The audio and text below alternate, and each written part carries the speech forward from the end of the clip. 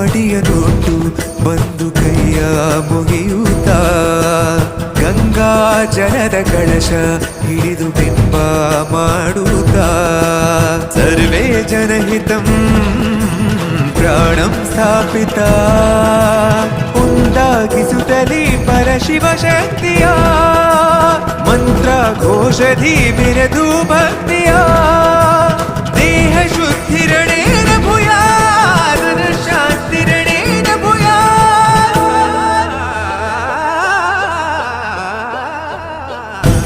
ದೇಹಾಲಯವೇ ದೇವಾಲಯವು ಲೋಕಾನು